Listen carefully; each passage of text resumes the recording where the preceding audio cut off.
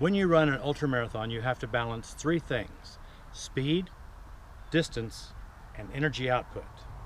Trail runners know that you have to walk sometimes. Some hills are too steep and you have to use too much energy, and you can't really go that fast even if you're trying to run up the hills. But you still want to get up the hills as fast as you can. That's what we call power hiking. The common method of powered hiking goes something like this. You lean forward from your waist, you take big steps up the hill, and you put your hands on top of your knees to push your legs down. Now, the advantage of power hiking is that you use less energy than running. Power hiking is faster than walking, and your arms pressing down on your legs give you a little bit extra leverage. The disadvantage with the common method of power hiking is that it still uses a lot of energy. Yes, you're using different muscles, but the way that you use them in the common method of power hiking still takes a lot of work.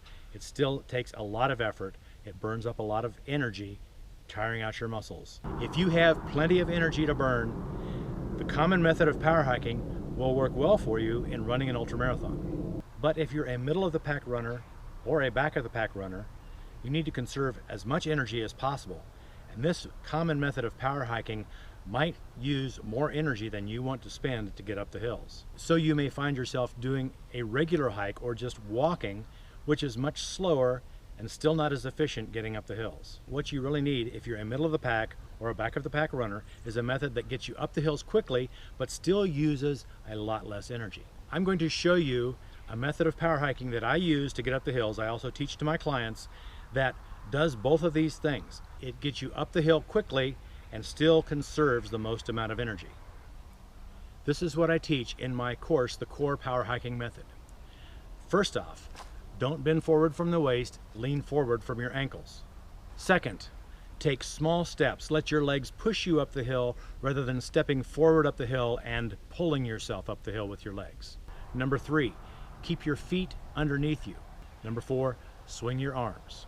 Putting all of these things together, leaning forward from your ankles, taking small steps, keeping your legs underneath you, and swinging your arms will get you up the hill faster than walking with the most efficient use of your energy. There is a slight disadvantage with this method of power hiking that I use. It is not quite as fast as the traditional method of power hiking, but it is still faster than walking. There are some great advantages to this method of power hiking, what I call the core power hiking method. The first, you do use different muscles than what you use running. So you're giving your legs a little bit of a break. Second, it is faster. It will get you to the top faster than just walking like you do regularly. The thing with ultramarathons is to get to the top of the hill and still be able to run, not having to take a break to give your legs a break from the energy that you expended getting up the hill. This is a huge advantage for back of the pack or middle of the pack runners. We need to conserve as much energy as we can going up the hills so we can move faster and make a good time on the parts that we can run.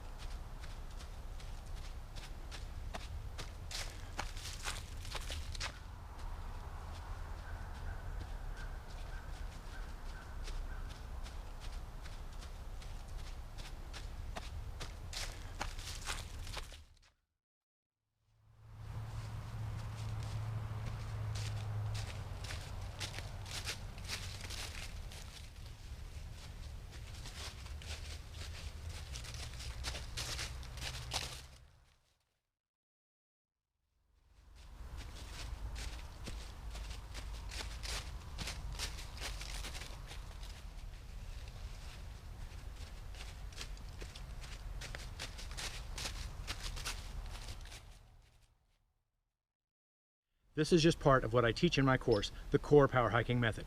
The link is down below if you'd like more information.